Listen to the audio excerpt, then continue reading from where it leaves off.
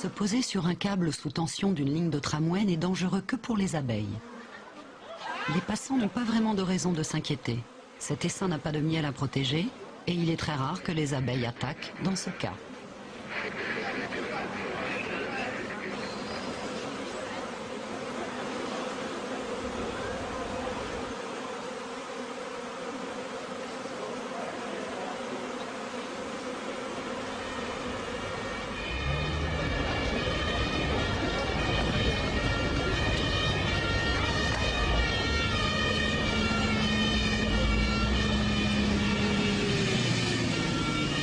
Les pompiers viennent à leur secours.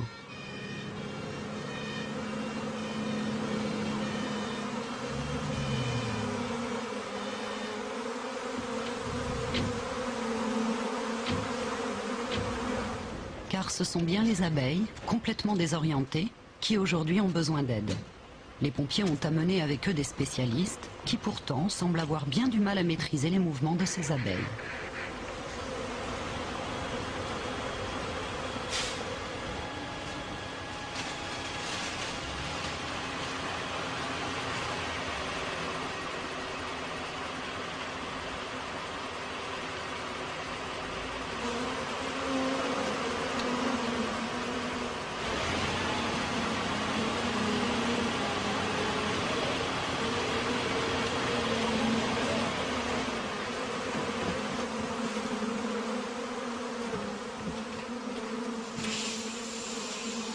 Les pompiers finissent par utiliser les tuyaux d'incendie.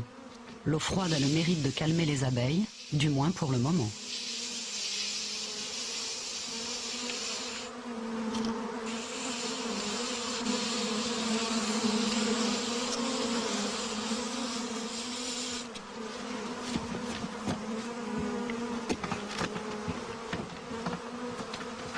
Au début, les abeilles n'opposent aucune résistance quand, sans ménagement, les pompiers entreprennent de les transvaser dans une boîte.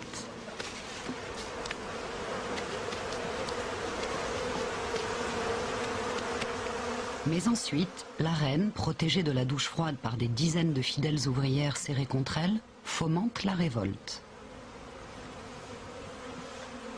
L'essaim, entourant sa reine, s'échappe de la boîte et poursuit son voyage vers une destination inconnue.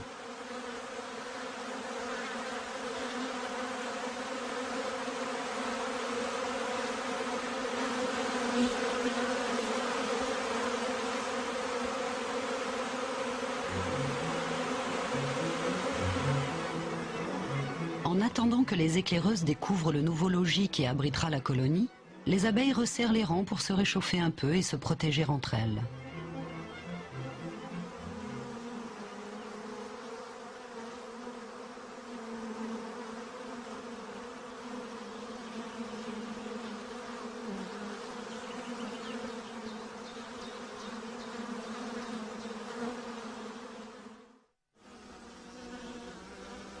La colonie de la vieille reine n'a pas tous ces soucis.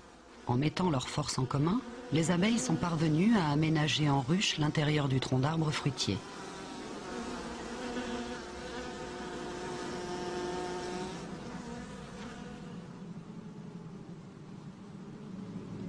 Cellule après cellule, rangée après rangée, elles ont abouti la construction des rayons de cire de la ruche.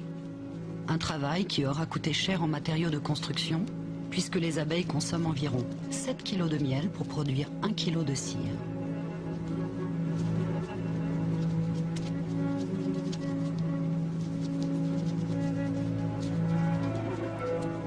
Si les abeilles mettent autant de ferveur à construire leur ruche, c'est parce qu'elles savent que plus il y aura de cellules, plus il y aura d'abeilles à naître. Et c'est la génération d'ouvrières à venir qui permettra d'assurer la pérennité de la colonie qui a élu domicile au sein de l'arbre fruitier. Les abeilles de la première ruche partagent les mêmes préoccupations. Mais là, l'avenir de la colonie dépend entièrement de la reine. La jeune reine encore vierge est à la veille de son premier vol nuptial. Le moment est capital et rempli d'incertitudes.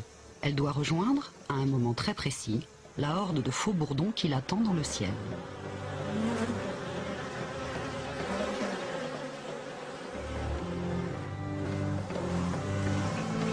Dès que la reine prend son envol, elle est aussitôt poursuivie par les faux bourdons qui ne peuvent résister à ces phéromones.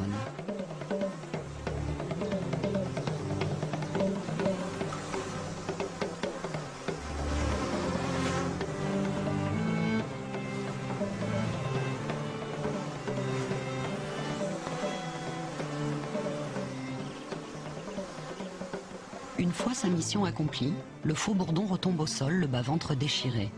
La reine rentre aussitôt à la ruche. Les ouvrières savent, à la forme de son abdomen, que l'accouplement a bien eu lieu.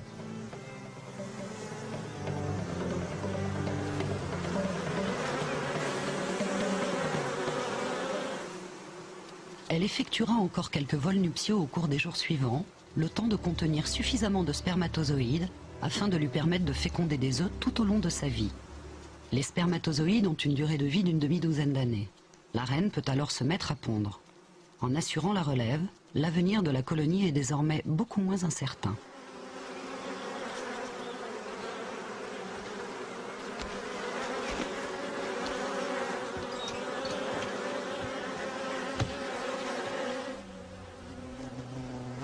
Non loin de là, des frelons élèvent eux aussi leurs petits. Et avec toutes ces nouvelles bouches à nourrir, le nombre d'attaques menées contre les abeilles enregistre une soudaine augmentation.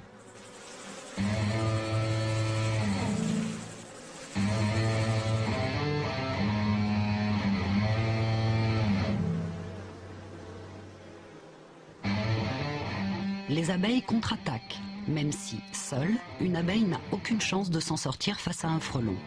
Le frelon vise les gros muscles qui assurent le mouvement de ses ailes. Mais il n'est pas rare que pendant la bataille, l'abeille perde sa tête.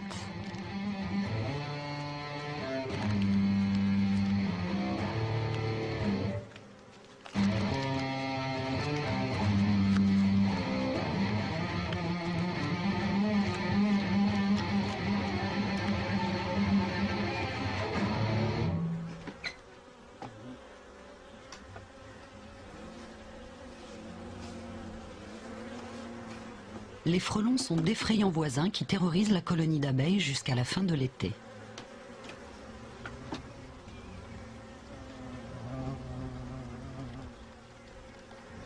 Les abeilles n'ont rien à craindre de ce visiteur que voici. L'apiculteur est simplement venu, en quelque sorte, présenter ses hommages à la nouvelle reine.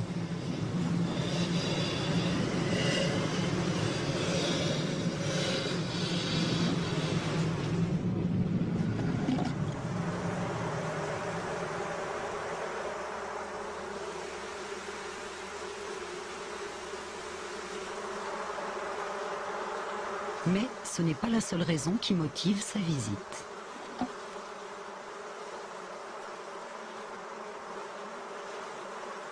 Une reine fécondée a beaucoup de valeur aux yeux de l'apiculteur. Et pour qu'il n'y ait aucun doute sur son droit de propriété, il y appose sa marque.